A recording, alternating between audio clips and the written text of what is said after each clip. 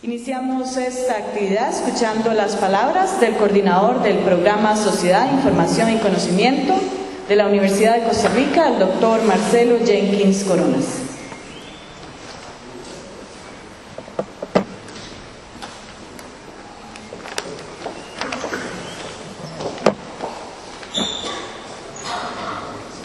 Gracias, buenas tardes. Ingeniero Alejandro Cruz, ministro de Ciencia, Tecnología y Telecomunicaciones. Doctora Alice Pérez, vicedectora de Investigación de la Universidad de Costa Rica. Distinguidos invitados, profesores, estudiantes, funcionarios administrativos, invitados especiales de organizaciones e instituciones públicas del país. Bienvenidos a la presentación del informe de PROSIC hacia la Sociedad de la Información y el Conocimiento 2012. Para nosotros es un placer tenerlos aquí el día de hoy. Por disposición de las Naciones Unidas, en el 2006, se resolvió declarar el 17 de mayo como el Día Mundial de la Sociedad de la Información para promover la importancia de las TICs a nivel mundial. La Unión Internacional de Telecomunicaciones, UIT, recomienda a todos los países celebrar anualmente este día para reflexionar, pero sobre todo elaborar un informe que recoja las deliberaciones nacionales sobre el impacto de las nuevas tecnologías de información en el desarrollo de la sociedad. Vivimos en la era de la información y, como bien lo define Manuel Castells, esta es una dimensión sociológica del cambio tecnológico. Los efectos sociales de las tecnologías de información son las bases para una nueva economía mundial, la comunicación a través de la red inalámbrica y la nueva cultura, entre otros. Estamos ante una nueva metafísica de la existencia que abarca todas las estructuras de la sociedad: familia, religión, política, economía y la cultura. Como director del programa institucional Sociedad de la Información y el Conocimiento, me complace presentar el 7º informe anual de PROSIC, titulado Hacia la Sociedad de la Información y el Conocimiento. Este documento tiene como objetivo informar a la población costarricense de los principales hechos que la utilización de la Internet y las TICs en general aportan al desarrollo de la humanidad en esta nueva era del conocimiento, pero sobre todo del progreso y los retos que se van generando en todos los ámbitos del país. Conscientes de los beneficios que las TICs aportan a nuestra sociedad y de la importancia de este tema, el PROSIC se esfuerza año tras año en estudiar cómo han ido desarrollando las tecnologías de información en la sociedad costarricense. La investigación y la reflexión son necesarias para conocer con mayor precisión no solo lo referente a la infraestructura y conectividad, sino también los distintos usos de los equipos informáticos y digitales, los nuevos avances de aplicaciones y la capacidad de los usuarios para incorporar y generar conocimiento a partir de ellos. Agradecemos a todas aquellas instituciones y personas que han colaborado en esta tarea. Especial es el reconocimiento a los investigadores de PROSIC y a los especialistas que hicieron sus aportes en los diferentes capítulos. A las instituciones y empresas que nos ofrecieron información de encuestas y datos estadísticos, así como a las personas entrevistadas. La información suministrada por todos ellos resulta de enorme valor para la elaboración de este trabajo. Nuestro deseo es que este informe trascienda, sea un documento de consulta permanente sobre el desarrollo de las TICs en nuestro país. Asimismo, sea de utilidad para tener un mejor conocimiento de nuestra realidad y contribuya a mejorar el estudio, el diseño y la aplicación para ir sembrando las bases en la definición de una estrategia nacional para la Costa Rica que todos queremos. Bienvenidos, muchas gracias.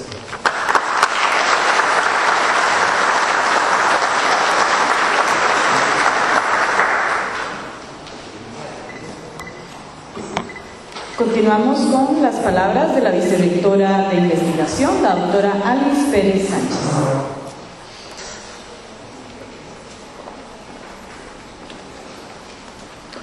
Buenas tardes, don Alejandro Cruz, ministro de Ciencia y Tecnología, don Marcelo Jenkins, director del programa del PROSIC, y saludar también a don Juan Manuel Villasuso, que está sentado por allá atrás y que fue el primer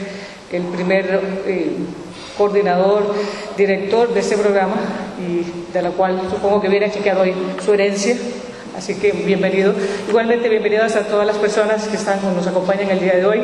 Algunos de ustedes han sido colaboradores con otros proyectos de estos 6 anteriores informes, algunos son los actuales, y pues a todos los invitados especiales, el cual este tema despierta gran interés, curiosidad, entre otras cosas. Diversos actores, entre ellos los centros de enseñanza superior, están destinados a desempeñar un papel fundamental en las sociedades del conocimiento. Los esquemas clásicos de producción, difusión y aplicación del saber han cambiado y seguirán haciéndolo. Estos conducirán eventualmente a una transformación profunda de nuestra manera de ver y conocer el mundo. Llevarán eventualmente a consolidar la sociedad del aprendizaje, la verdadera cultura del aprendizaje permanente.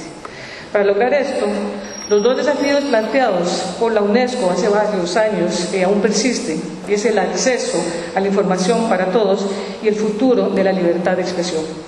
La información consiste en tener datos intencionalmente formateados y estructurados, mientras que conocimiento requiere de estados cognitivos para interpretar y procesar la información.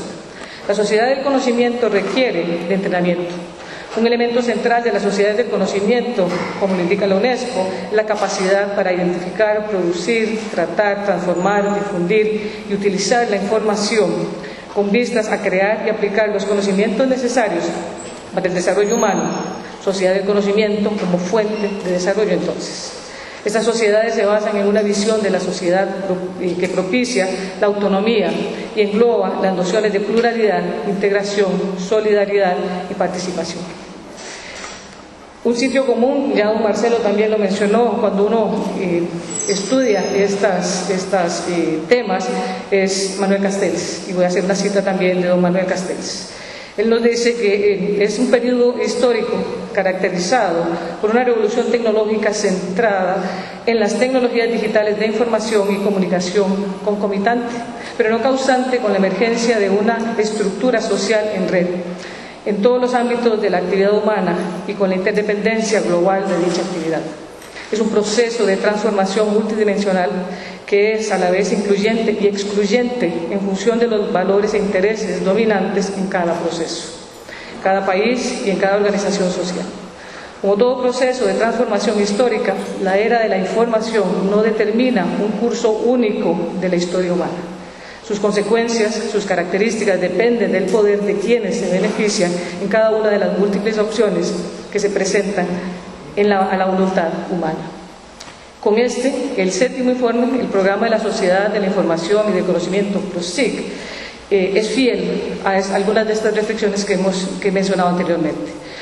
Temas como Open Data e investigación bioinformática se unen a los temas tradicionales de gobierno digital, acceso y uso de TICs, entre otros. Veremos entonces, a partir de la discusión y de la presentación de este 7º informe, cuáles van a ser estos impactos, cuáles serán esas guías, y probablemente también nos orientará a los próximos informes. Muchas gracias.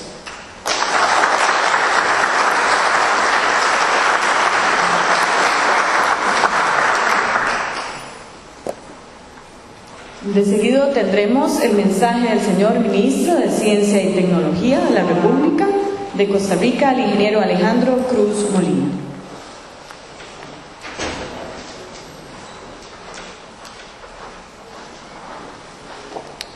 Buenas tardes a todas y a todos. Un saludo a la doctora Alice Pérez Sánchez, vicerrectora de investigación, al doctor Marcelo Jenkins, director de PROSIC, a don Juan Manuel Villasuso, fundador de este programa, amigas y amigos todos. En este informe hacia la sociedad de la información y el conocimiento,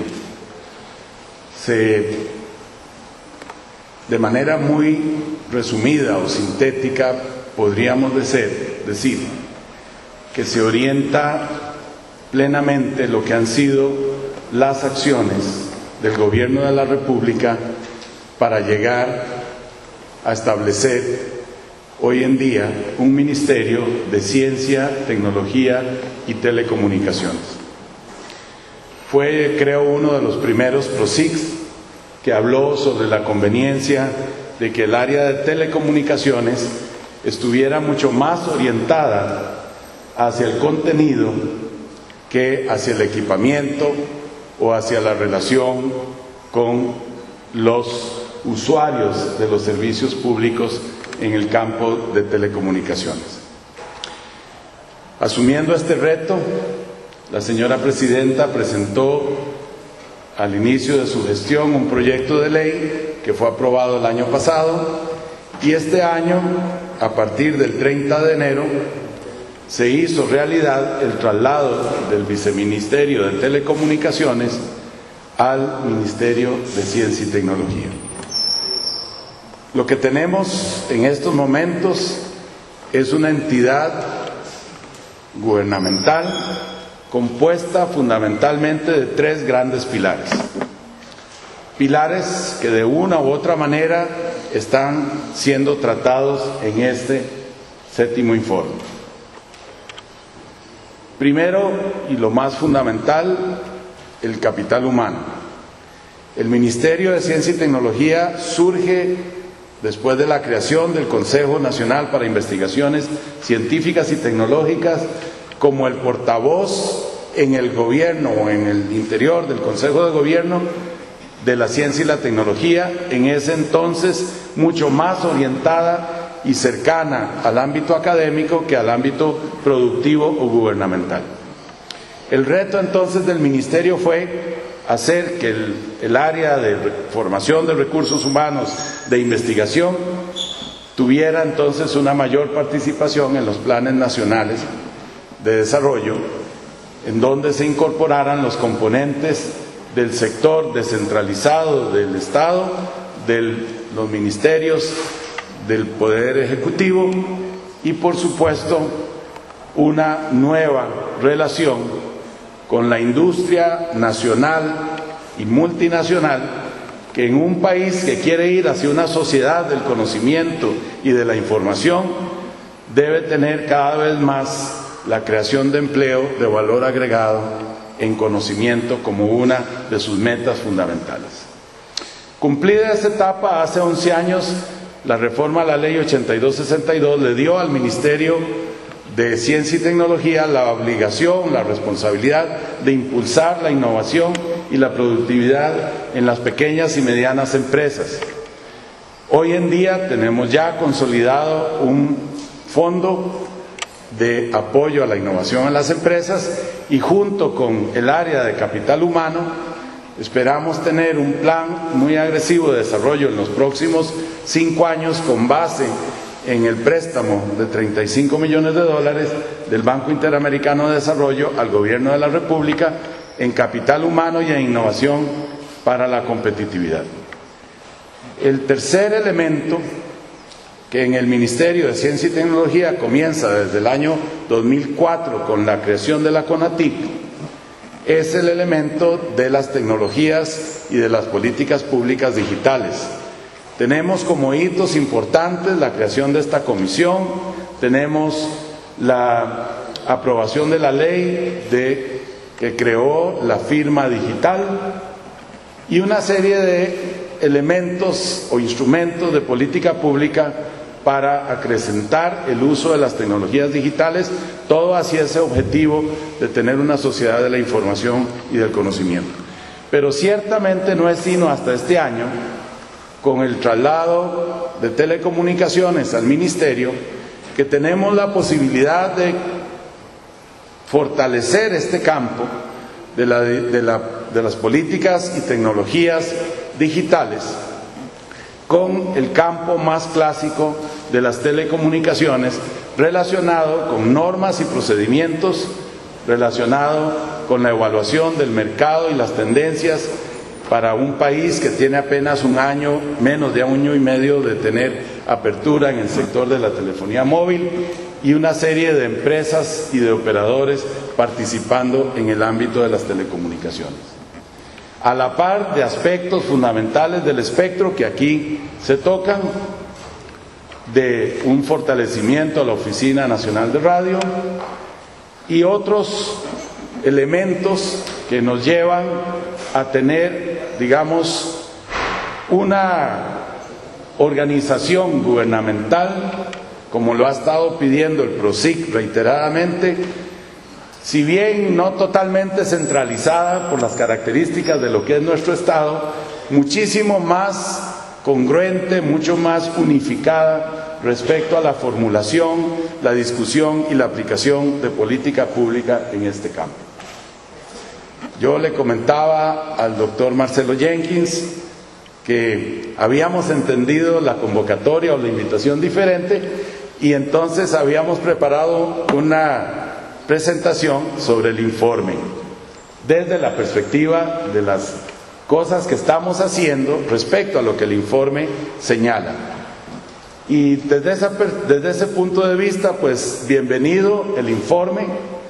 Muchas gracias y un reconocimiento a don Marcelo y a todo su equipo que han hecho posible que se saque ya por 7ª vez, ¿verdad?, un informe que puede ser y es de hecho un elemento orientador fundamental para las políticas públicas y para el desarrollo, para que se cumpla realmente la meta de que una estrategia nacional digital basada en la modernización de las telecomunicaciones sea el instrumento de desarrollo o el medio de desarrollo más importante para potenciar el capital humano como uno de los recursos más importantes del país y los procesos de innovación o de valor agregado en los bienes y servicios que se producen y exportan en Costa Rica. Por lo tanto, ese análisis con todo gusto lo vamos a compartir en el momento en que sea posible. Saludo hoy la presentación del informe, les felicito por el trabajo que han hecho. Nos hicieron correr porque el informe es bastante amplio para ser analizado en un corto tiempo, pero creo que el esfuerzo ha valido la pena de nuestro lado y estaríamos muy gustosos de compartir con ustedes ese análisis. Buenas tardes y muchas gracias.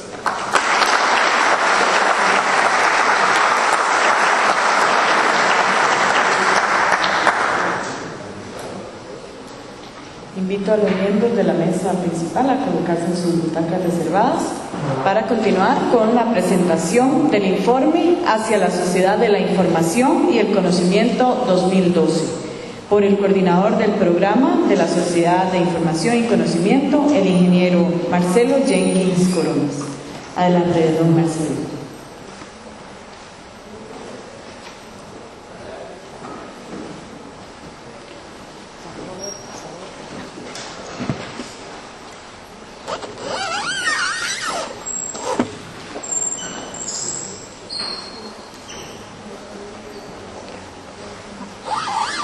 Bien, voy a proceder a presentar los aspectos principales más importantes del informe, pero de ninguna manera entrar al detalle del mismo. El informe tiene más de 500 páginas, involucró a más de 25 personas en su elaboración y es prácticamente el resultado de un año de trabajo de este grupo de personas de PROSIC y los investigadores invitados. Voy a resumir las cosas principales de cada uno de los 10 capítulos rápidamente y en algunos casos voy a invitar a algunos de los autores a pasar aquí a exponer la parte que corresponde a su capítulo. Como les decía, este informe es el resultado de un trabajo exhaustivo de más de un año de todas estas 25 personas que aparecen aquí. Por lo tanto, es un trabajo conjunto que recoge no solo el conocimiento y la experiencia, sino las habilidades, el conocimiento de todas estas personas. Capítulo 1, que es uno de los capítulos recurrentes que se repiten año con año y es una especie de observatorio a través del tiempo, Se titula Gobierno Digital y Políticas Públicas sobre las TIC. En este caso fue elaborado por el investigador Harold Villegas.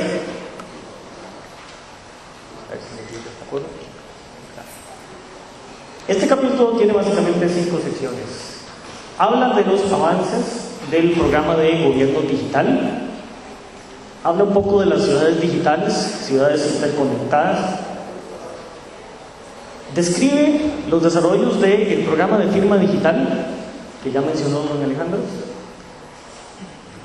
Hace una descripción, aunque rápida, pero interesante, sobre los proyectos de ley que han sido recientemente aprobados y los que están en la corriente legislativa en este momento sobre específicamente las TIC y su desarrollo a nivel nacional, y hace algunas consideraciones finales sobre estos temas.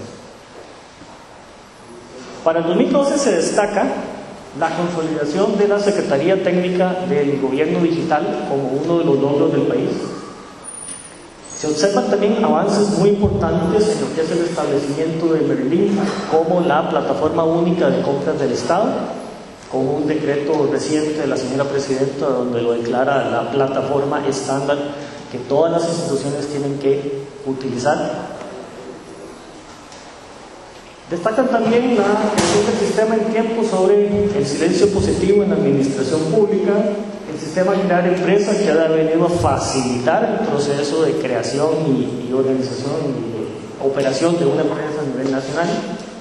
Proyectos interesantes como MUNET, el proyecto BES, la parte de identificación inteligente, entre otros. Y el posicionamiento del país en temas como la mejora del ranking de la ONU sobre el uso de TICs a nivel nacional, y el hecho de que Costa Rica ha sido anfitrión de varios congresos y va a hacerlo durante este año también, y foros internacionales sobre la materia de TICs, telecomunicaciones y toda la cuestión de brecha digital. Estos son logros importantes que ha obtenido el país en los últimos meses. Hechos más importantes sobre este tema. El lograr una visión integral y política de Estado. Cuando se habla de políticas de Estado, y esto es algo que la señora vicerrectora de investigación ha mencionado en el seno del CONICIT y el MISIT varias veces, se refiere a políticas a largo plazo, duraderas en el tiempo, que trasciendan más allá de una administración. Eso es un llamado que hace PROSIC hacia a gobernar como Estado y no como gobierno. Darle un mayor rango, potestades y autonomía a la Secretaría de Gobierno Digital en la incidencia en el Estado. Una de las grandes quejas de la Secretaría, y que es queja constante de Alicia Bendaño y de otros funcionarios públicos en este país, es que las 287 instituciones públicas de este país, y sí, son 287, bajo el manto de la Contraloría General de la República, hacen lo que quieren. Y sí, básicamente hacen lo que quieren. Cuesta mucho abrirlos y ordenarlos y darles una dirección. Agilizar la transferencia de recursos de Fonatel. Ustedes han visto las publicaciones en los periódicos en los últimos días. Bueno, y tienen meses de estar apareciendo sobre toda la controversia que se ha generado sobre la falta de ejecución de los fondos de Fonatel y los problemas que se han encontrado al respecto. Y bueno, el país tiene que encontrar la manera de ejecutar esos proyectos y cerrar realmente, o ayudar por lo menos a cerrar la brecha digital a nivel nacional. Eso al día de hoy no se ha hecho.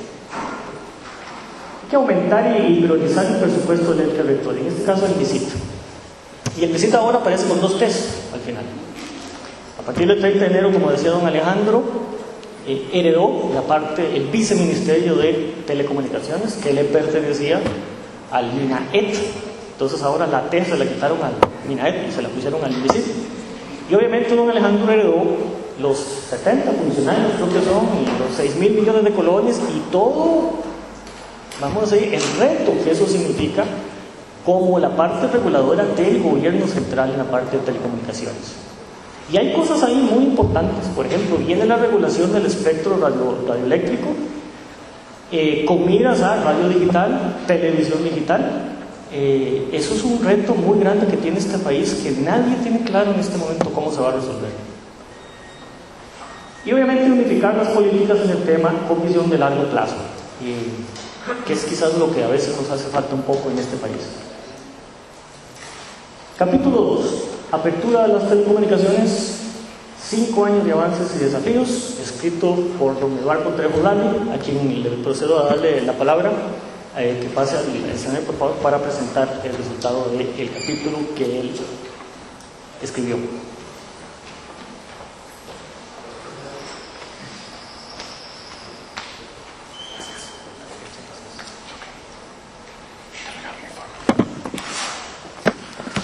Bueno, muchas gracias, un saludo a PROSIC por una vez más estar participando de este informe, a la mesa principal y a todos ustedes por estar. Tenemos muy poco tiempo, así que voy a ser muy concreto. Este capítulo consta de 3 partes.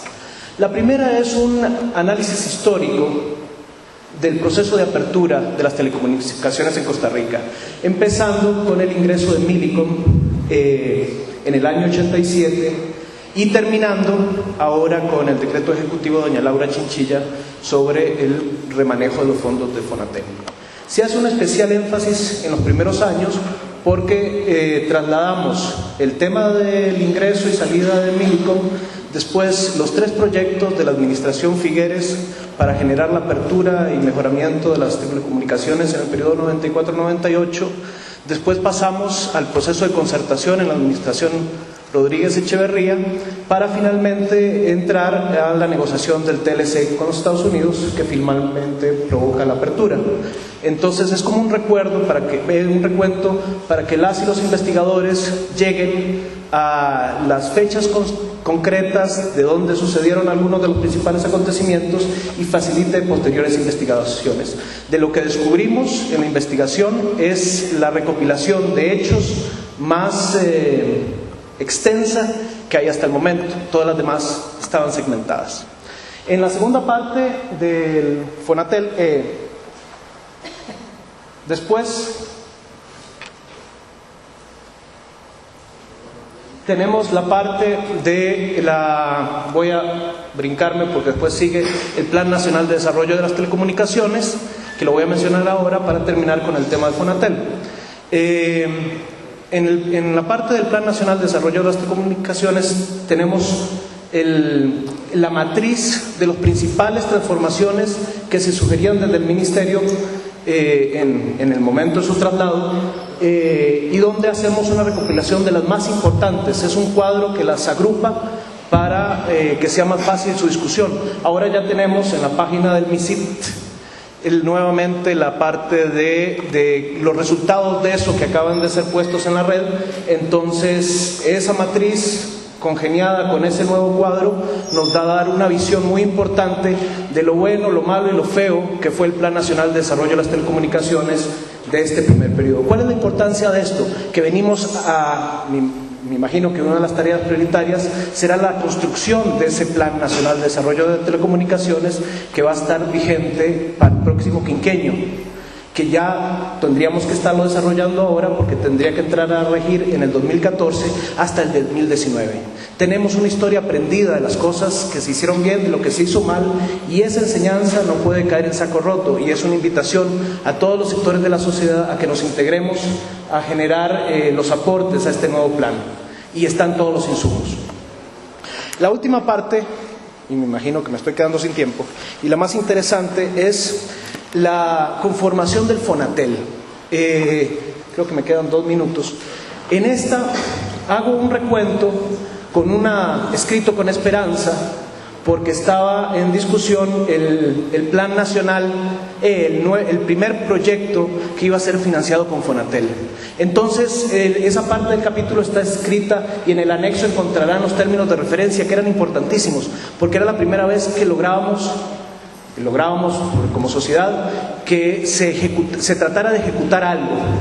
Después, entonces, ningún operador concursó y nos vinimos al traste con eso. Entonces, dentro de la recapitulación de información está qué estamos haciendo con los 205.7 millones de dólares que están ahí.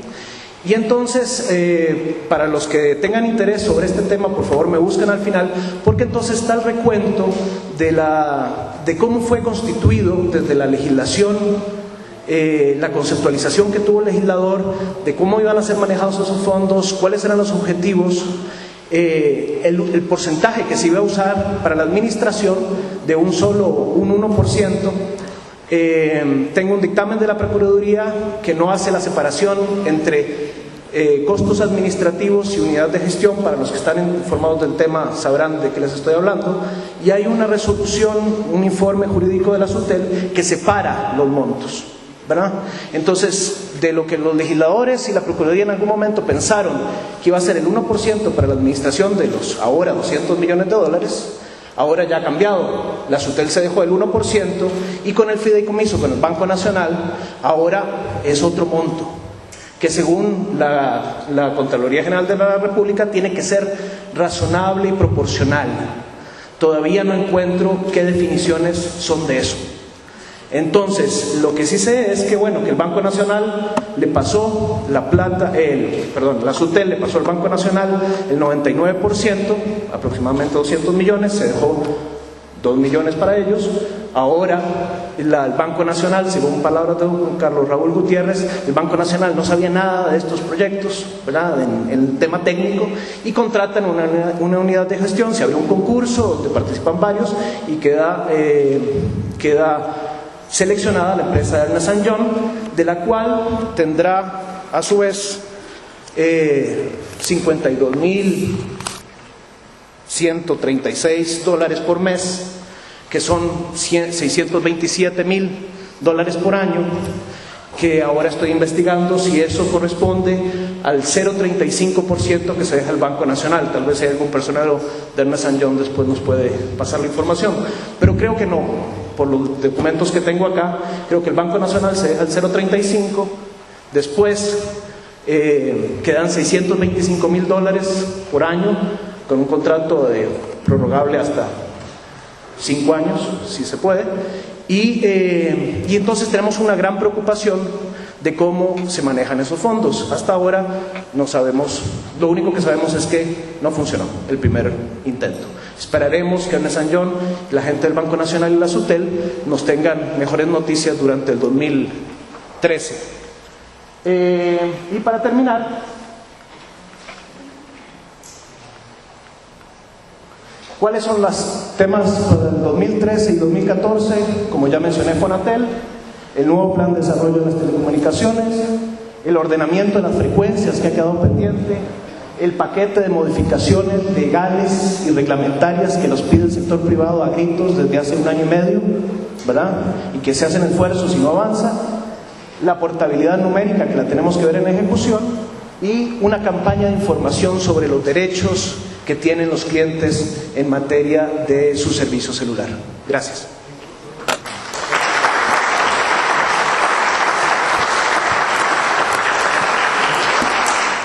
Por favor, los que quieran, me buscan a la fila.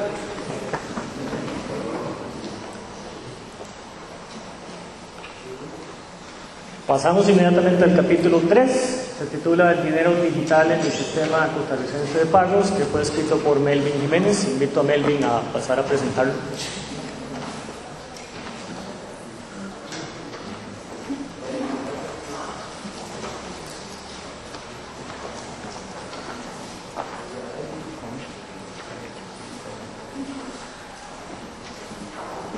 Bueno, buenas tardes. Gracias a todos por acompañarnos. Estos son los temas del capítulo 3 del dinero digital. Voy a pasarlos muy rápido para no detenerme acá. Están en la versión impresa del documento y también de igual manera en la versión digital. El capítulo lo que abarca es el estudio del dinero, la importancia como tal dentro de las economías monetarias, la manera en que las tecnologías de la información y la comunicación han venido incursionando en el sistema financiero para transformar ese dinero, el grado de bancarización, y ahora voy a darles un dato de bancarización en el país. Esto significa las personas que tienen acceso a los servicios bancarios, el Sistema Nacional de Pagos Electrónicos, que es operado por el Banco Central, es el sistema más importante del país, es un sistema de alto valor que también tiene servicios para el mediano y bajo valor. un perfil de la estructura de pagos del país, que también es importante porque las transacciones de pago tienen un costo para la sociedad y es importante seguirles la pista para ir estableciendo políticas públicas que promuevan hacia mecanismos más eficientes. Y finalmente la seguridad de las transacciones electrónicas, que es un tema que tengo también más adelante. Y paso rápido para contarles una historia, y es cómo el dinero, digo yo, que ha perdido el cuerpo, pero ha logrado conservar el alma gracias a las tecnologías de la información y la comunicación. Y como lo verán, quienes estamos detrás de los sistemas de pagos, nos alegramos de quedarnos únicamente con el alma del dinero y no con el cuerpo, porque el dinero físico es caro para la sociedad. A lo largo de la historia, el hombre ha utilizado diferentes bienes económicos como dinero para realizar las transacciones comerciales. Inicialmente,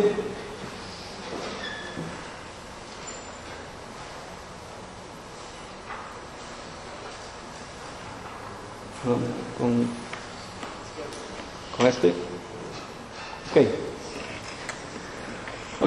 Inicialmente el comercio era resuelto con el trueque, pero el trueque no hay dinero, es intercambio de bienes por bienes. Pero el trueque tiene un problema, que requiere la coincidencia de necesidades de compradores y vendedores, y eso se convirtió en un obstáculo para el desarrollo del comercio. Entonces las personas buscaron la necesidad de utilizar bienes para utilizar bienes como medio de pago, para incorporarlos en las negociaciones como medio de pago, y que a su vez esos bienes pudieran servir como pago o lo aceptaran otras personas como pago. Y entonces en la edad antigua se han utilizado bienes, por ejemplo, se utilizó en algún momento el aceite, se utilizó el ganado, se utilizó la sal, y es curioso, la palabra salario viene del latín salarium, que era pago con sal, ¿verdad? Más adelante estos bienes fueron sustituidos por los metales preciosos, y en una segunda etapa de evolución, los metales preciosos fueron acuñados en monedas. Entonces había monedas de oro y plata, donde la acuñación facilitaba el transporte, facilitaba la custodia y introducía un elemento de unidad de cambio, porque cada moneda tenía un peso determinado y entonces era fácilmente intercambiar bienes por esas monedas. Estos tipos de dinero que eran con bienes se les conoció como dinero mercancía, y dinero mercancía porque tenían un valor intrínseco, independientemente si se usaran como dinero, valían como mercancía. Pero posteriormente, ya en la edad moderna, viene el dinero fiduciario, y el dinero fiduciario es el que conocemos actualmente como los billetes y las monedas que emite nuestro Banco Central, como los que emite el euro, el Banco Central Europeo, la Reserva Federal de Estados Unidos con el dólar, y este dinero ya no tiene un valor intrínseco. Nosotros lo usamos porque confiamos en que el emisor nos va a retornar el valor nominal que tiene. Y aquí, ya con el dinero fiduciario, hay un cambio importante en la evolución del dinero. Más recientemente, las tecnologías de la información y la comunicación vinieron a introducir otros conceptos como dinero. Y entonces, tenemos tarjetas de débito y crédito inicialmente, tenemos más recientemente los pagos por internet, y el último desarrollo son el dinero móvil o los pagos a través del teléfono móvil. Y entonces ese proceso ha venido evolucionando hacia formas más seguras y más eficientes. Y ahora tengo un dato también que lo voy a revisar para que tengan una idea de cuáles son las diferencias de costo de estos tipos de dinero. Ahora bien, cuando hay una relación comercial surgen dos necesidades. Por un lado, el comprador tiene la necesidad de pagar los bienes y servicios, y del otro lado está el vendedor con una necesidad de cobro. Esta necesidad en nuestra economía la resuelve la infraestructura del sistema financiero, a través de la prestación de una serie de servicios y la oferta a la sociedad de distintos medios o instrumentos de pago. Y entonces, por ejemplo,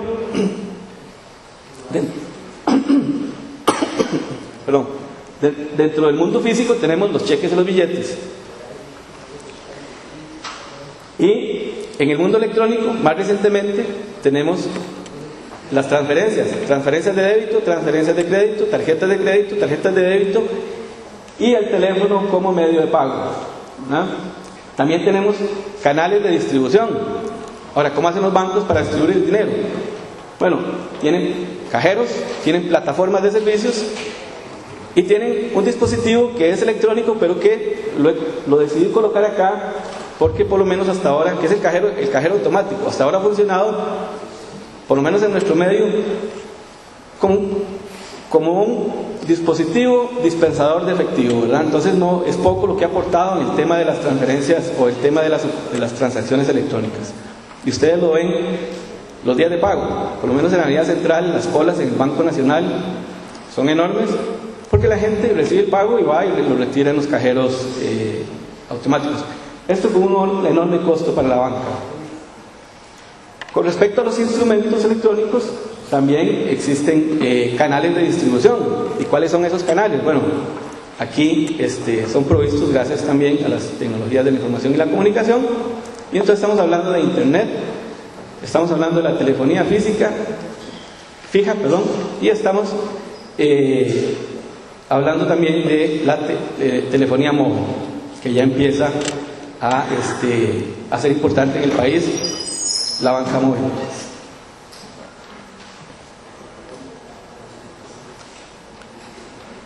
Ok, esta estadística es una estadística latinoamericana y es para que tengan una idea de cuáles son las diferencias de costos que estamos hablando. Una operación en una oficina bancaria cuesta cerca de $1.20. Esa misma operación realizada por internet cuesta 10 centavos de dólar y por teléfono móvil 8 centavos de dólar. La misma operación por internet, pero por banca móvil o monedero móvil, cuesta 15 veces más procesarla en una oficina tradicional de ladrillo y cemento, como las que tienen aquí las entidades bancarias a lo largo del país. Y entonces hay un gran interés de los formuladores de política para migrar de los instrumentos físicos hacia mecanismos electrónicos. Y por ejemplo, aquí tengo algunos datos de una aproximación que se hizo para el mercado nacional, para costear nuestro sistema de pagos, con datos nacionales y algunas variables internacionales. Y aquí empiezan a surgir cosas curiosas. Si bien hemos avanzado en el desarrollo de mecanismos de pago electrónico en los últimos años, en estos momentos 9 de cada 10 transacciones se realizan con efectivo. Estamos justamente en el promedio mundial. Colombia y México, por ejemplo, las transacciones electrónicas son más que esos, superan el 95%. El promedio mundial es 90%, los países desarrollados en Europa andan cercano al 70 y al 60% de transacciones en efectivo con respecto a transacciones con otros medios de pago. Ahora, las transacciones en efectivo, el costo unitario promedio es cercano a $12 y consume el 75% del costo de lo que le cuesta a la sociedad hacer transacciones de pago, que es un 1,45% del PIB, cerca de $650 millones. Entonces, invertimos el 75% de los recursos para un instrumento de pago que nos da una solución por debajo del 15% en términos de valor, ¿verdad? Son muchas transacciones, pero de muy bajo valor.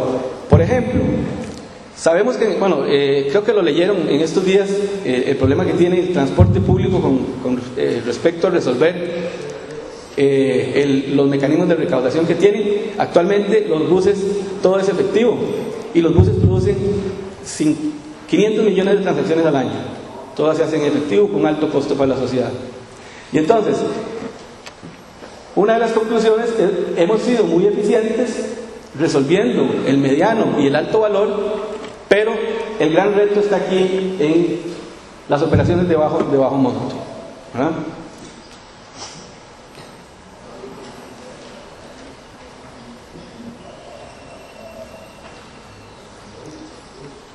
Bien, ahora, en esta misma línea de necesidades, en esta agenda que está por delante para poder lograr eso, lograr generar más volumen de dinero digital con respecto al efectivo. Bueno, y esto les cuento, esto no es solo una lucha nuestra, esto es una tendencia a nivel mundial. Todos los países en el mundo tienen problemas con el efectivo, tienen un alto volumen de efectivo, entonces todos los países en el mundo también están haciendo los mismos esfuerzos que hacemos nosotros, utilizando tecnologías de la información y la comunicación para diseñar mecanismos de distribución más eficientes.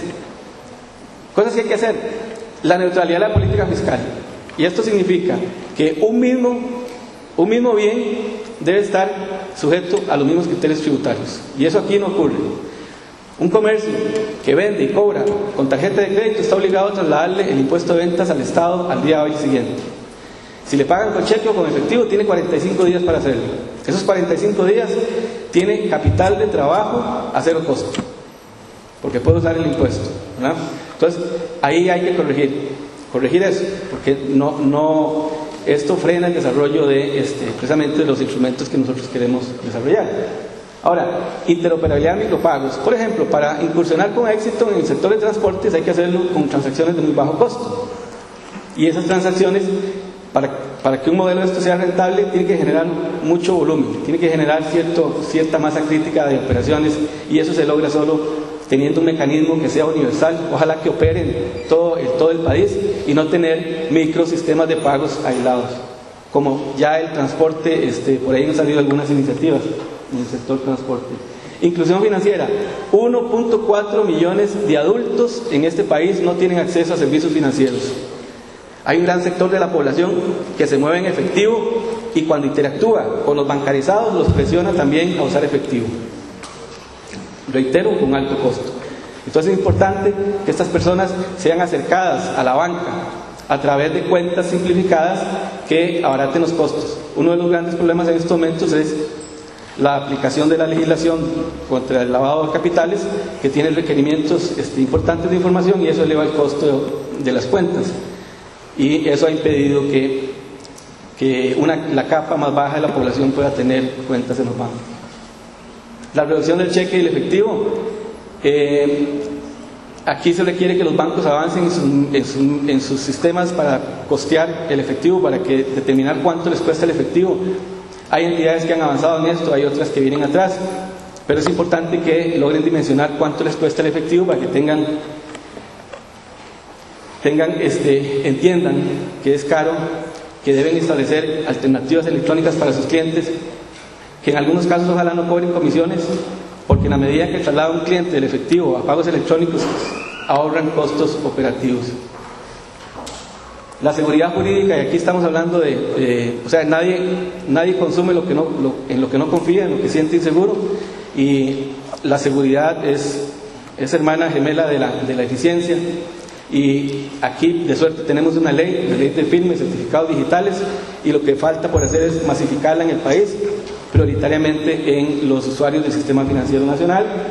Cultura financiera: hay un derecho del consumidor fundamental que es poder elegir libremente informado, pero nada hace el consumidor con tener información pública si no tiene capacidad de procesar esa información para tomar decisiones inteligentes. Y aquí se requiere mejorar el conocimiento y también poder tomar buenas prácticas de otros países e introducir en los programas curriculares bloques de temáticos que versen sobre la oferta de servicios financieros que está a disposición del país, para que puedan tomar decisiones inteligentes y de esa manera también ayuden a disciplinar el mercado. Yo creo que con esto termino. Gracias.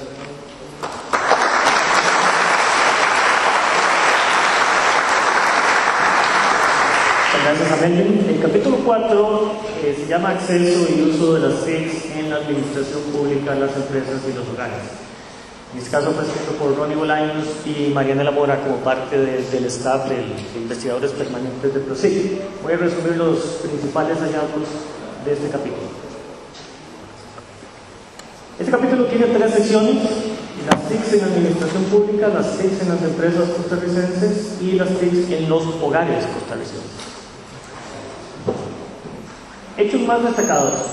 El capítulo resume o describe a grosso modo una visión global en materia de tecnología de información y comunicaciones con base en el reporte anual que hace el Foro Económico Mundial y el informe de medición de la Sociedad de la Información y el Conocimiento de la UNTEC. Se resumen también los principales resultados de los indicadores nacionales de ciencia, tecnología e innovación, que ya voy a mostrar acá. Algunos detalles sobre el funcionamiento del gobierno digital y la operación de la Secretaría, y la evaluación de páginas web de instituciones públicas que hace anualmente en ICAE, así como los resultados de una encuesta propia que hizo PROSIC con colaboración de ITS e Infocomunicación sobre el uso de computadoras y otros dispositivos digitales. Me voy a saltar esta para ir directamente a los gráficos acá. Vemos acá la inversión en investigación y desarrollo anual. Estas cifras están en millones de dólares anuales a partir del 2006, que creo que fue la primera vez que el DICIT hizo el estudio, y los números más actualizados que datan del 2011. Estos son los datos oficiales del Ministerio de Ciencia, Tecnología y Telecomunicaciones para el 2012, en millones de dólares. Vemos cómo el aporte del sector académico, que es este rojito que aparece acá, se sigue incrementando. De hecho, si uno analiza desde el 2006 hasta el 2011, 5 años en total ejecutados, casi se duplicó en términos reales de dólares invertidos. Sin embargo, vemos la inversión en el sector público que tuvo una gran alzada. Esto se debe principalmente a la inversión en telecomunicaciones dada la apertura, pero sufrió aquí un pequeño retroceso. Y vemos destacada la inversión en investigación y desarrollo en las empresas y en las ONGs.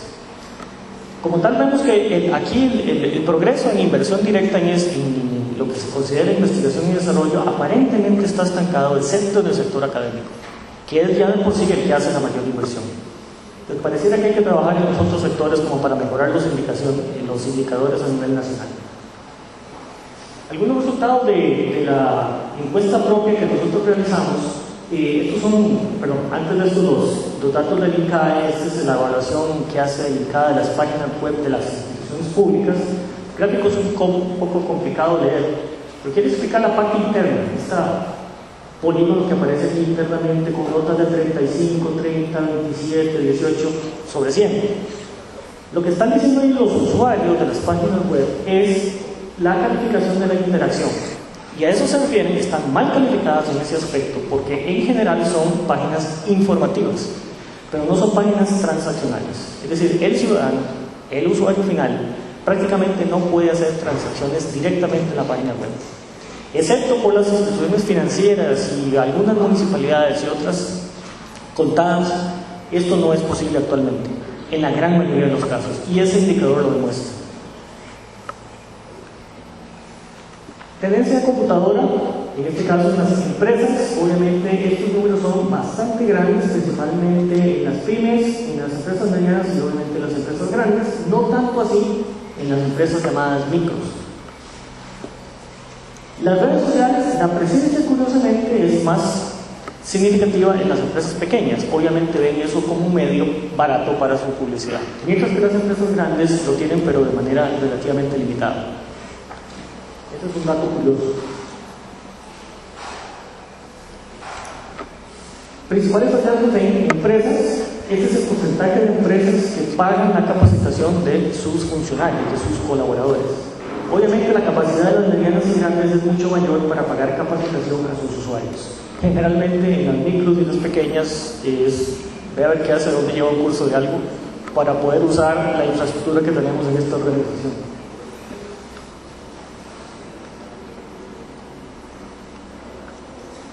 Datos importantes, esta tabla está sacada de la encuesta de hogares. Estos son datos de los hogares de la encuesta del INEC del 2011, son los resultados actuales. Vemos acá, por ejemplo, diferentes rubros. La mayoría de los hogares, no importa la provincia, tienen algún tipo de televisor convencional, alrededor del 90%. Promedio nacional ronda el 90%. Algún tipo de línea telefónica inalámbrica celular, muy en mayor o menor medida. Sin embargo, donde se nota una gran brecha digital es el acceso a Internet, que es el que está aquí con amarillo. Y se ve por provincia. El promedio nacional anda en 34%. 34% de los hogares nacionales tienen acceso a Internet en la casa. No en la escuela o en el CESI, en la casa, con algún tipo de ancho de banda. Sin embargo, en Guanacaste, Punta Arenas y Limón, ese número es básicamente la mitad. Entonces ahí claramente hay una brecha digital muy grande de conectividad. Esto no mide el uso, ni la sofisticación del uso, ni qué aplicaciones se está usando. Mide únicamente acceso mediante conexión. Y ya ahí, desde ahí se observa una gran brecha entre las 3 provincias costeras y las 4 provincias que están básicamente en el Valle Central. Un punto importante que no refleja este cuadro es que hay provincias como Alajuela y Heredia que viven dos realidades totalmente diferentes. Una es la parte de Alajuela y Heredia que está en el Valle Central, que tiene indicadores de ciudad del resto del país, más o menos el promedio nacional. Y otra cosa es los cantones del norte de Alajuela y Heredia, que están a la margen del río San Juan, donde la diferencia y la brecha digital es enorme. Entonces, cuando uno agrupa de esta manera por provincia, obviamente está como engañando un poco los números. Estos datos están desagregados por cantón y por distrito en la encuesta del INEC. Y son los datos bases que está usando la SUTEL para definir los distritos y las poblaciones principales a donde enfocar la inversión en los fondos de Fonatel. Y esos están identificados con nombre. Capítulo 5 es sobre datos abiertos, que es uno de los componentes esenciales para tener un gobierno abierto, es decir, tener datos públicos accesibles al gran público. Este capítulo lo estudió Oscar Durán. Define qué son datos abiertos, define algunos antecedentes, estudia varios países que tienen experiencias un poco más avanzadas que nosotros en abrir datos. Resume un poco la experiencia en Costa Rica a la fecha de tener datos abiertos, principalmente en instituciones públicas, ahorita muestro los datos, y hace un sondeo a estas instituciones costarricenses a ver qué tipo de datos tienen y qué tipo de acceso están haciendo los usuarios de esos datos. Existen agendas muy bien definidas en países de la Unión Europea y Estados Unidos desde el 2009 sobre el acceso a datos públicos para uso generalizado. En este capítulo, Oscar hace un resumen también de las experiencias de Inglaterra, Estados Unidos, Brasil, Chile, Colombia y Uruguay. Y después lo contrasta con la realidad de Costa Rica en este momento. Habla sobre los datos abiertos en Costa Rica, qué ha hecho el gobierno al respecto, qué han hecho las instituciones en general del Estado y las municipalidades como instituciones descentralizadas. Describe los principales resultados del sondeo realizado sobre el uso de estos datos y define qué significa tener datos abiertos y explotar un poco la posibilidad de la inteligencia de negocios o la inteligencia organizacional para procesar y utilizar estos datos en la toma de decisiones.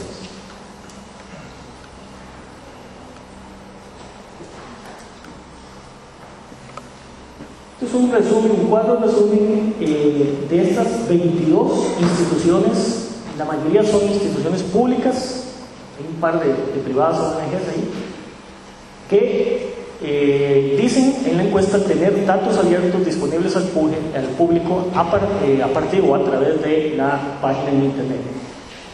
Según este sondeo, y esta es la opinión de estas instituciones, existen en Costa Rica unos 1000 conjuntos de datos públicos de todo tipo, tamaño, color y forma. Los que más dicen tener son el Ministerio de Economía, Industria y Comercio, la Cámara de Comercio de Costa Rica con 100 conjuntos de datos y la Caja del Seguro.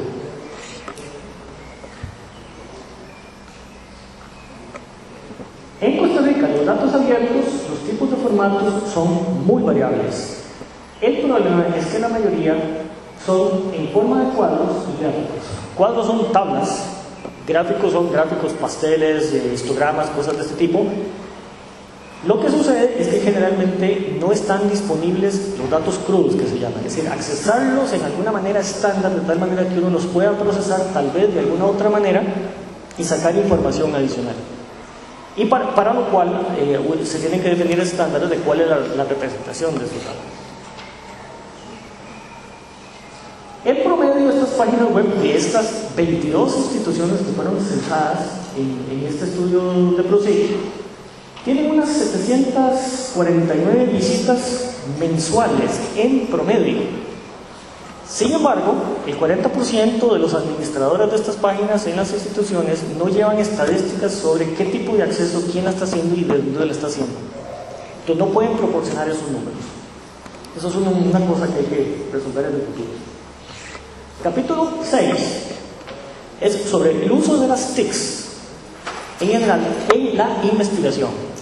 Y específicamente, este capítulo que fue escrito por la investigadora Gina Cibaja, habla sobre el uso actual de las TICs en la investigación en la Universidad de Costa Rica.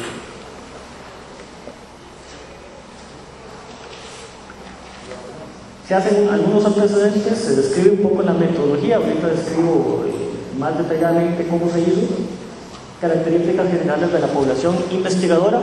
Aquí se trabajó con todos los investigadores que están inscritos en la Vicerrectoría de Investigación, que en su vida han ejecutado un proyecto en los últimos 35 años. Son más o menos 1.800 personas. De esas se depuró la base de datos, había unas que ya no estaban, obviamente, hay toda clase de cosas, de gente que aparecía hace 30 años. Eso se redujo como a 1.200 personas, se validaron los correos electrónicos, finalmente se hizo una encuesta vía correo electrónico y al final, puro final, 277 personas contestaron la encuesta, cuyos resultados voy a referir a continuación. Se les preguntó sobre el uso de las prácticas de las TICs en la UCR. Esto está limitado a los 277 investigadores que respondieron la encuesta, que forman parte de la comunidad científica de la Universidad de Costa Rica. Se les preguntó qué actividades de investigación y qué herramientas TICs utilizan para llevarla a cabo. El sondeo se hizo de diciembre del 2012 a enero del 2013. Sí, los datos son bastante actuales. El 67% de los 277 personas que respondieron a la encuesta utilizan Facebook para socializar los resultados de su investigación. Uno pensaría que Facebook es, no sé, para poner videos y fotos y chatear un rato y qué sé yo, contar chistes y esas cosas. Resulta que es una herramienta muy utilizada por los investigadores. Primero, todo es gratis.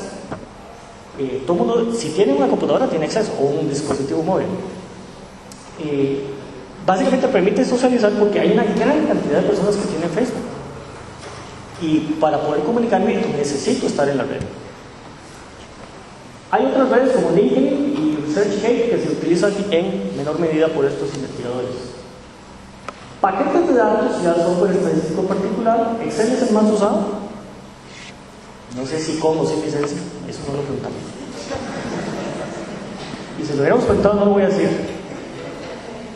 El segundo utilizado es SPSS y hay otros datos, otros paquetes estadísticos que se utilizan a nivel de campus. Eso es para propiamente el procesamiento de datos. Entonces, esto da una idea de la utilización TIC en este momento para la investigación. Datos interesantes es que se les preguntó a los investigadores qué necesitan para mejorar el uso de las TICs en su investigación. La parte de dice, me gustaría utilizar más tecnologías de información y comunicación en mis investigaciones. El 86% de los investigadores encuestados están de acuerdo con eso. Pero más interesante la pregunta que sigue. Necesito mayor capacitación en software libre y acceso abierto. 79% prácticamente de los investigadores de la Universidad de Costa Rica. Y obviamente eso identifica hacia dónde deben guiarse los esfuerzos para mejorar el uso de TICs en la parte de investigación a nivel del campus universitario. Hay otros cuadros, yo creo que no voy a presentar en aras del tiempo, pero es bien interesante lo que este capítulo resume. A veces se pasa.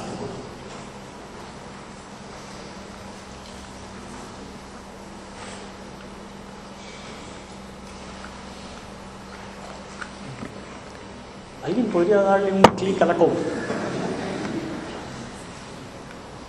Ya. El capítulo 7 es sobre la bioinformática en Costa Rica y sus usos, que está escrito por el investigador Alan Orozco, a quien le paso la palabra para que exponga los principales resultados.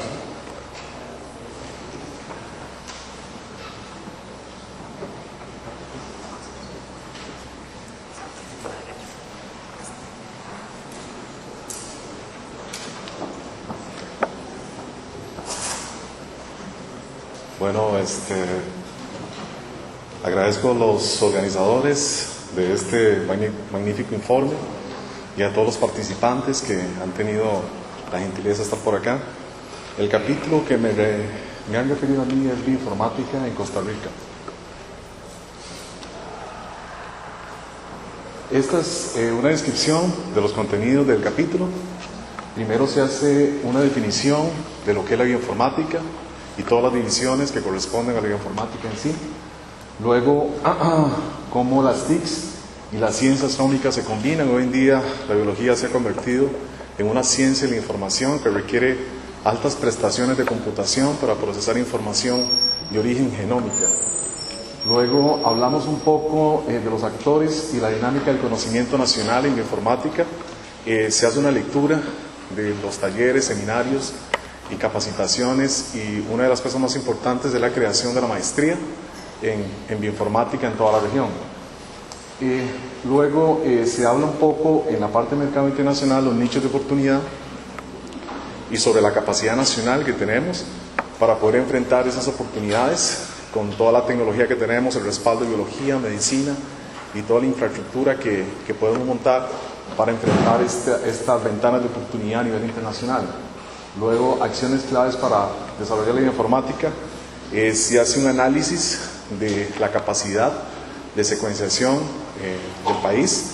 Hoy en día, por ejemplo, existen secuenciadores de baja capacidad en el país. Casi el 87% de los secuenciadores se encuentran en el sector público y el restante en el sector privado.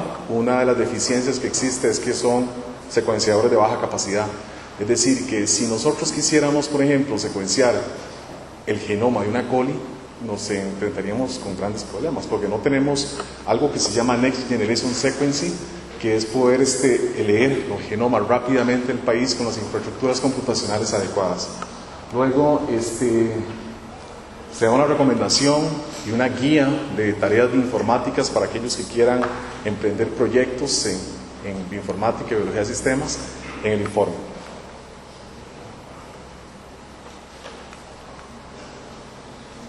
Siempre la primera pregunta que me hacen a mí, ¿qué es la bioinformática?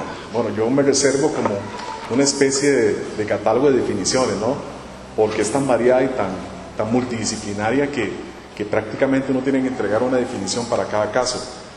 Me remito a este ejemplo tan sencillo, al investigador Jonathan Rutherford, ¿verdad? Donde ustedes ven, por ejemplo, en la parte superior una luciérnaga. Y se preguntarán ustedes, bueno, ¿qué tiene que ver una luciérnaga con la ciencia genómica, la bioinformática y la biología computacional? Bueno, este investigador lo que quería era encontrar una nueva forma de secuenciar el genoma humano y se basó en una pequeña observación en el jardín de su casa. Él vio que las luciérnagas tenían destellos múltiples, ¿no?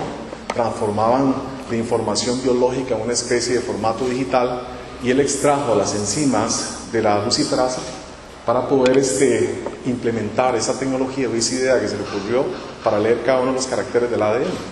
Esta es una forma fácil de entender cómo la biología y la informática y la electrónica se pueden combinar para poder crear aparatos y dispositivos de avanzada. Rutherford creó las nuevas versiones de ultrasecuenciación al principio, ¿no? 100 veces más rápido del momento, basado sencillamente en esto, en una observación biológica de un insecto. En el informe pues se dan casos importantes, ¿no? Se hace un análisis FODA, se hacen todas las divisiones de fortalezas, debilidades, amenazas y oportunidades. Una de las debilidades que tenemos en el país, de acuerdo al informe PROSIC, es que no existe la secuenciación de alto nivel. Yo creo que si queremos competir el día de mañana en los grandes escenarios mundiales de la genómica, necesitamos capacidad de secuenciación. No solamente eso, sino que necesitamos saber interpretar esa información. Los aparatos en sí mismos entregan información, entregan librerías clusterizadas y demás, pero existe una poca capacidad, no solamente en el país, sino en toda Centroamérica y en parte de Latinoamérica, en poder entender esos reads y poder ensamblar y anotar funcionalmente y biológicamente toda esa información. Entonces, una de las características que se ha tomado, bueno, es la creación de la maestría para solventar ese problema, ¿verdad? La creación de un pequeño clúster computacional también. No existen biobancos en ADN red, eso es importantísimo, ¿verdad? Si queremos extraer muestras y secuenciar, por ejemplo, en el caso de diferentes tumores o cáncer y demás, necesitamos una infraestructura de conservación de las muestras para el ADN y tener la habilidad de poder transformar toda esa información que se pueda leer en una biopsia en información útil a nivel clínico. En oportunidades, pues hay una sensibilidad, ¿verdad?, bastante grande en el país para organizarnos a nivel multidisciplinario. Esa puede ser una gran oportunidad para poder desarrollar la informática como nosotros queremos en toda la región.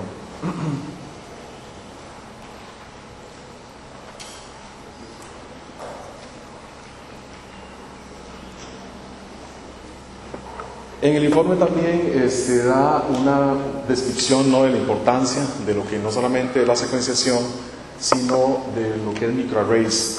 Creo que se dan aportes importantes en vista de la ausencia de tecnologías en el país, se dan aportes importantes sobre la transnacionalidad adecuada que tiene que ocurrir, ¿verdad?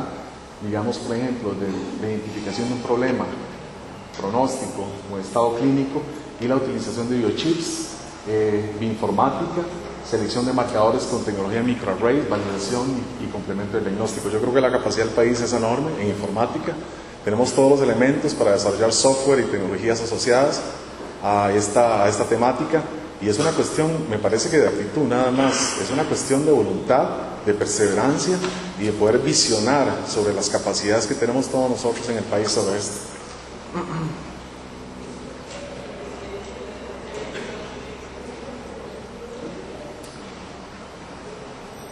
La señal va por allá.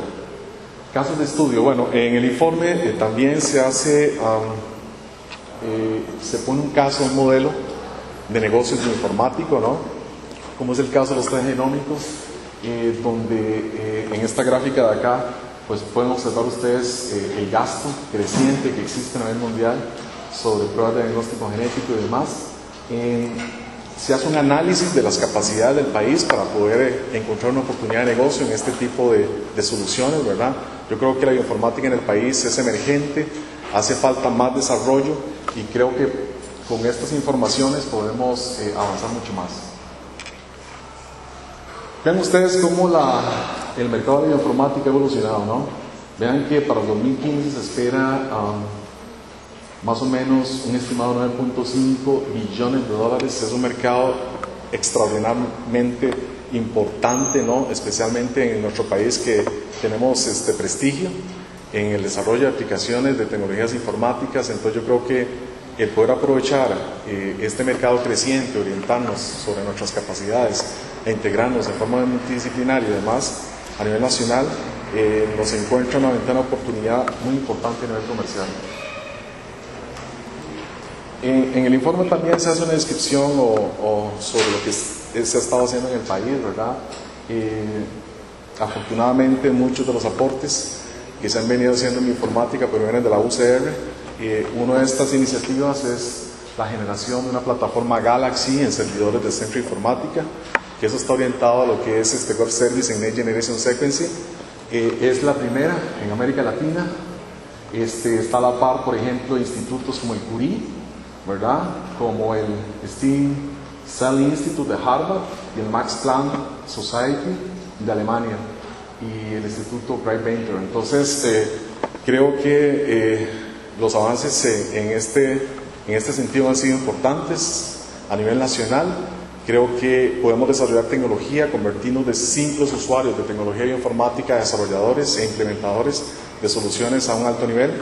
Y dentro del informe pues se hace un detalle de todo esto, además de publicaciones importantes. Por ejemplo, levantamos las publicaciones más importantes y una de ellas ha sido que la Universidad de Costa Rica, por ejemplo, acaba de publicar recientemente en el Oxford Journal, en Writing in Bioinformatics, una de las 3 mejores revistas del mundo en bioinformática, con uno de los mejores factores de impacto. Y creo que eso nos hace ver sobre las capacidades que tenemos como grupo, como personas individuales, de una manera colaborativa y demás, sobre lo que estamos desarrollando en este tema. En una de las secciones del informe también se hace una descripción de la oportunidad que se está desarrollando ahora con la implementación de la Red Nacional o Centroamericana de Bioinformática, con la participación de varias instituciones.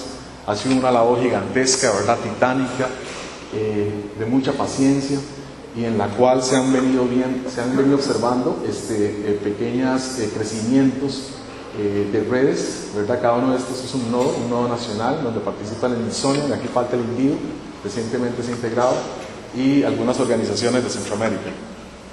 El objetivo de esta plataforma es compartir información y generar proyectos en común en la informática. El país está avanzado en este sentido. Si hablamos del impacto internacional que ha tenido el país en este sentido, no solamente al desarrollar la primera maestría en bioinformática, podemos observar la recientemente creada Red Nacional de Bioinformática en Guatemala, Bionagual, con apoyo de CENACYT, CONCYT y FONACYT. Esto lo ha logrado pues, específicamente la Universidad de Costa Rica, el poder desarrollar e impulsar en Guatemala con otros colegas la translacionalidad de conocimiento bioinformático. No solamente nos estamos capacitando nosotros acá, sino que estamos compartiendo ese conocimiento en toda Centroamérica. Ya por último, también una de las iniciativas que se describe en el informe es sobre la generación de la primera empresa de bioinformática de Centroamérica, específicamente con el apoyo de AUGE de la Vicerrectoría. Y nada más agradecer a todos sobre su presencia y interés en estas temáticas. Muchísimas gracias.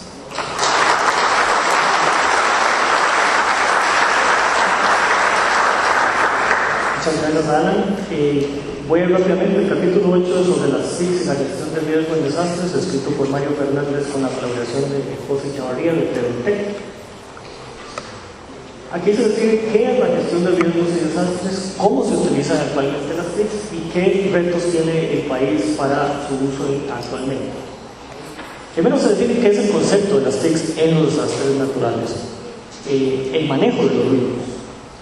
Las principales tecnologías utilizadas actualmente en la gestión de riesgos y desastres: satelitales, sistemas de posicionamiento global, fibra óptica, telefonía móvil, sistemas de información geográfica y la mezcla de las cosas.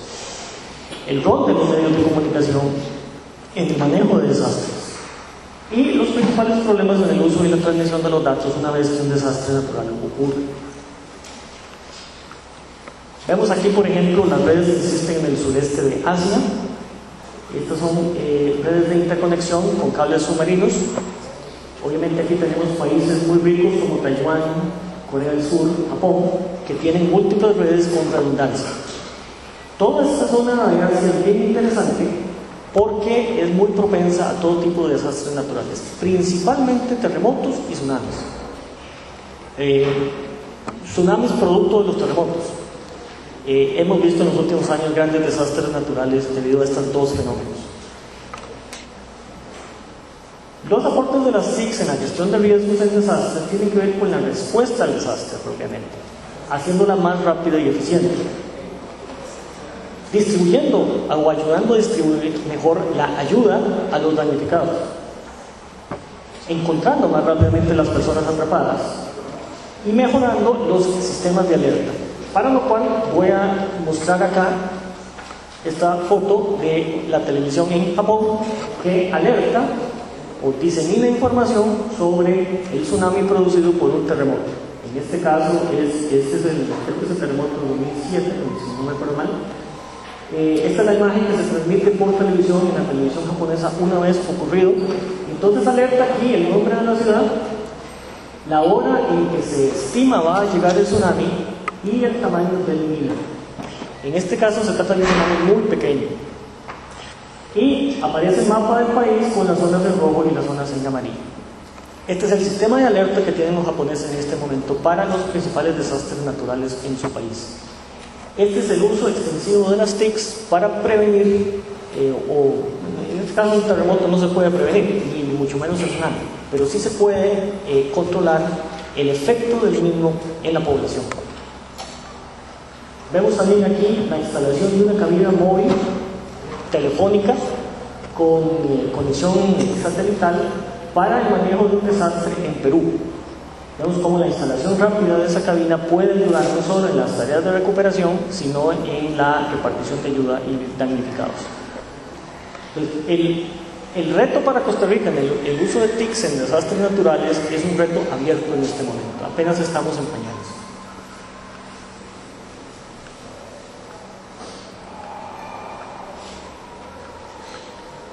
Capítulo 9 es sobre los medios de comunicación masivos en Costa Rica y el efecto de la digitalización, la convergencia y el auge de los nuevos medios. Está escrito por el investigador José Luis Arce, a quien invito a presentar los resultados. Bueno, muchas gracias. Dicen que no debería, pero no hay noveno malo, entonces ahí es por un poquito vender el capítulo. En este momento ya sé que están un poco cansados y cansadas, pero bueno, a mí me tocó hablar un poco de los medios de comunicación, ¿verdad? Y cómo estos medios han ido trabajando dentro de las tecnologías de información. En este sentido, trabajamos específicamente desde la digitalización, la convergencia del medio y el auge de los new media, es decir, los medios que nacieron a raíz de las tecnologías de la información. El contenido está dividido principalmente en el impacto de la digitalización en el mundo, específicamente en los medios de comunicación que tienen un enfoque noticioso. Posteriormente se hace un análisis completo de los medios de comunicación en Costa Rica, precisamente los que tienen carácter noticioso, tanto de radio, televisión, nuevos medios y enfoque mixto. También trabajamos todo lo que es una investigación específica a lo que ofrecen, la oferta específica que ofrecen los medios de comunicación en la web y en las redes sociales específicamente como un punto de partida nuevo, porque en el informe del 2008 no existía un análisis de las redes sociales y su impacto en el medio. En la forma de organizar el trabajo también de los medios de comunicación a través de la tecnología y finalmente la percepción que tienen los y las comunicadoras respecto de la importancia de las tecnologías de la información en el ejercicio de su profesión. Básicamente el capítulo trata de responder un poquito a estos tres cuestionamientos que son importantísimos y que cualquier persona se hace normalmente, que está relacionada con los medios de comunicación se hace. El primero es si sobrevivirán los medios de comunicación de masas tradicionales a los procesos de digitalización, prosumo y surgimiento de los new media, ¿verdad? Entendiendo también que en este momento la noticia o el hecho informativo o noticioso no se construye solamente desde el lado del medio, sino que también se conforma a través del consumo y apropiación y producción de mensajes por parte de los consumidores del medio. La otra pregunta es si se ha reconfigurado el rol del periodista y del consumidor en el medio a través del auge de las redes sociales, bastante en boga en este momento, y cómo se han adoptado los medios al auge de la digitalización y la convergencia en Costa Rica. Una de las principales características que uno encuentra en esta investigación es que precisamente la única constante dentro de las estrategias de cambio y digitalización es el cambio mismo. Todo el mundo está experimentando, buscando maneras de encontrar formas de llegarle al público de una manera efectiva, pero también de monetizar el proceso de digitalización del medio de comunicación como tal. En este caso, lo que se hizo a nivel del estudio, se hizo un estudio exploratorio con medios que tenían un espacio noticioso. También se hicieron entrevistas a directores de medios o encargados de áreas digitales. Esto precisamente para lograr de alguna manera tener de primera fuente la información sobre el proceso de construcción de la digitalización dentro del medio. Y también se hizo una encuesta a más de 115 profesionales activos dentro de los medios de comunicación del país. Una de las cosas interesantes que pueden encontrar en el capítulo es la clasificación de la convergencia o el estilo de convergencia de los medios de comunicación. Es decir, se puede clasificar el estilo de convergencia de la parte digital con el medio tradicional. En algún momento encontramos medios que tienen una convergencia de integración plena, es decir, toda la gente que trabaja en el medio está capacitada y la estructura del medio está definida para que puedan desarrollar noticias, por ejemplo, para la parte digital como la parte tradicional del medio. En otros casos encontramos divisiones completas, ¿verdad? La gente digital trabaja por un lado y la gente tradicional trabaja por otro lado, y también hay coordinación de soportes aislados.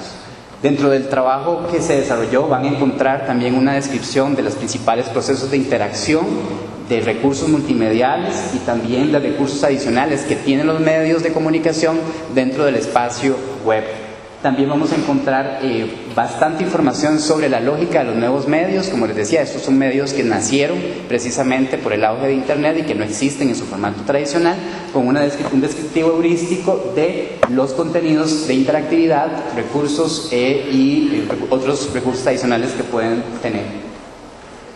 Vamos a encontrar datos interesantes como la apropiación de redes sociales que están haciendo los medios de comunicación en este momento, donde Facebook y Twitter siguen siendo por hoy los medios, las redes sociales más utilizadas para continuar la noticia específica que se está dando. También encontramos un cambio importantísimo en el perfil profesional del comunicador desde 2008 hacia acá. Principalmente se está contratando gente muy joven para asumir los retos que la digitalización y la convergencia mediática tienen como parte de este proceso. También una cosa interesante es el manejo de la marca personal por parte del profesional en comunicación, es decir, el profesional tiende a trabajar de su red social como aislado del medio, y trabaja también la noticia desde esa perspectiva utilizando Twitter y Facebook como elementos fundamentales. Casi la totalidad de los profesionales de comunicación tienen un Facebook o dos cuentas de Facebook que utilizan ya sea para fines personales y el otro para aspectos más profesionales. Y bueno, para terminar, las conclusiones son a medio concluir. Mucha gente apostaba que la idea era decir, sí, los medios tradicionales van a morir. Todavía es muy temprano para darles muerte en la forma como lo conocemos, pero sí es interesante que digamos que hay una dinámica propia de convergencia, ¿verdad? Y prueba de modelos de monetización, es decir, todavía hay que saber cómo rentabilizar el medio. No es lo mismo la publicidad que yo puedo meter en La Nación, en Grupo Nación, en las páginas de La Nación, versus la publicidad que yo puedo incorporar en nación.com o incluso en la página de Facebook, ¿verdad? Entonces, en ese sentido todavía hay un factor económico que es muy importante de resolver, donde ya hay estrategias específicas. Hay evidencias ya de reconfiguración, la muerte impresa del Tico Times, ¿verdad? Y lo que fue también la muerte de la Gaceta, ¿verdad? Como aspecto ya de impresión, y solamente en aspecto digital, pues nos empiezan a marcar algunos hitos importantes dentro de la reconfiguración de los medios. No me queda más que invitarlos a que los lean y compartamos. Ahí vienen los contactos para cualquier cosa que necesiten, con mucho gusto.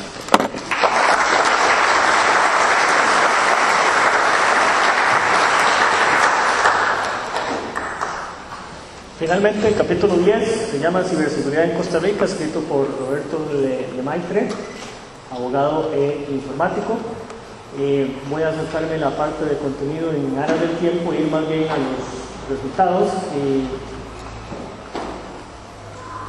Si esto me pasa.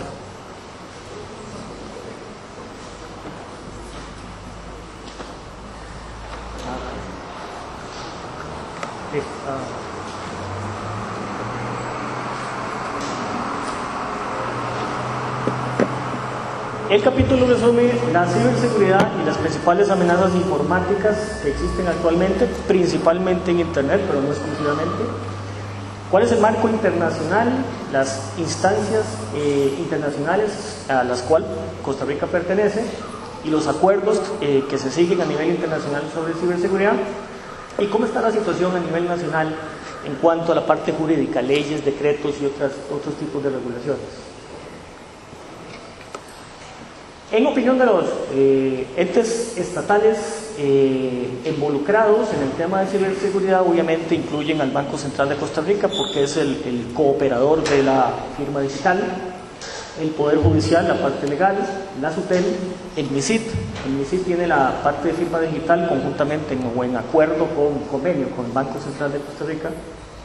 Y más recientemente la creación del Centro de Respuestas de Incidentes de Seguridad Informática, o CECIRT, que es una tendencia mundial, el cual comenzó en Estados Unidos hace más de 20 años.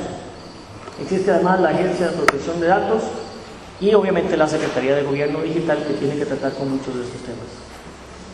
Hay muchos riesgos jurídicos informáticos que se vislumbran en el servicio en la nube a nivel nacional e internacional. Quizás el ejemplo más diseminado de uso de computación en la nube es Gmail. Cuando uno tiene su correo en Gmail, tiene todo en un servidor que tiene Google, quién sabe a dónde, quién sabe quién lo ve, quién sabe por dónde pasan los correos. La pregunta es si yo quiero tener todos mis correos ahí y tener todos mis archivos en Google Drive o en algo en Dropbox. Eso es computación en la nube. Eso es acceso universal de cualquier dispositivo móvil, con la desventaja que no sé dónde está ni quién lo está viendo. Este capítulo también resume los resultados principales de la encuesta sobre ciberseguridad en empresas realizado por PROSIC en conjunto con ITS Infocomunicación, que revela algunos números interesantes sobre la realidad nacional en el tema de infocomunicaciones. A ver si me pasa. Problemas que afectan la seguridad informática de las empresas. La infección de malware, todo tipo de troyanos, gusanos, etcétera. Eso es identificado. Esta es la opinión o percepción de las empresas, no es necesariamente la realidad. Doy un ejemplo de esto. Ustedes se acuerdan del famoso escándalo de Wikileaks, que hubo un soldado de la Armada de Estados Unidos que se robó todos los cables de la Secretaría de Estado de los Estados Unidos, incluyendo un montón de cables de Costa Rica y toda la cosa. ¿Qué fue lo que hizo esa persona? No fue que diseñó un programa informático e hizo un ataque mortal contra el servidor del Departamento de Estado. No, llegó a trabajar un día, metió una llave malla en la compu, copió todo y se lo llevó. Y le entregó la llave malla a Wikileaks. Y a partir de ahí había 10.000 comunicaciones privadas del gobierno de Estados Unidos en Internet. Esto demuestra que aunque esto puede ser concebido por las organizaciones como la principal amenaza, no lo es. Es el ser humano. El ligamen más débil en la cadena de seguridad siempre es el ser humano. Y ahí es donde quizás las salvaguardas son más débiles actualmente. Otro dato importante de seguridad a nivel nacional es el uso o controles que tienen las empresas. Todos dicen usar antivirus. El problema es cuál es la efectividad de los antivirus. Los tienen actualizados, los tienen con licencia. Está la base de datos de patrones de virus realmente actualizada. Existen actualmente más de 10.000 virus debidamente identificados. ¿Quién sabe cuántos más que no se han identificado? ¿Realmente son efectivos o dan una falsa sensación de protección cibernética? Eso es algo bien interesante de explorar.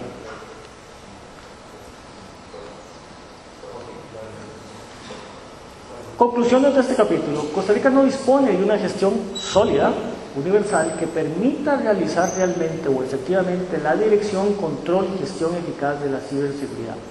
Es fundamental dejar claro a qué ente le corresponde este tema y que este ente brinde el norte del país en ciberseguridad como proyecto nacional.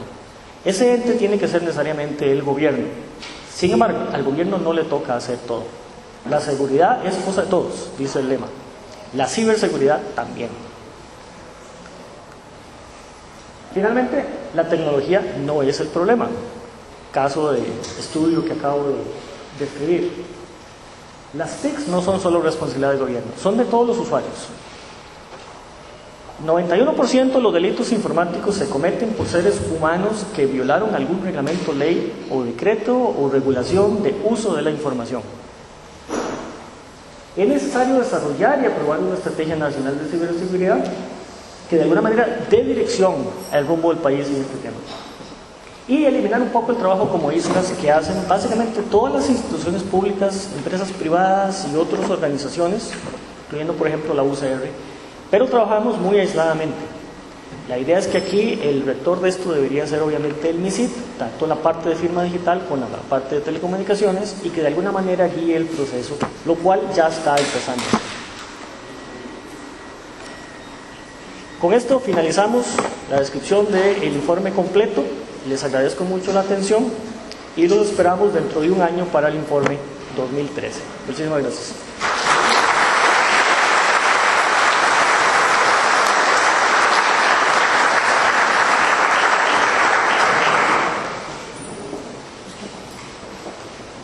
De esta manera concluimos esta presentación. Para la Benemérita Universidad de Costa Rica fue un gran honor contar con la presencia de todas y todos ustedes. Les invitamos a un refrigerio en las afueras del auditorio.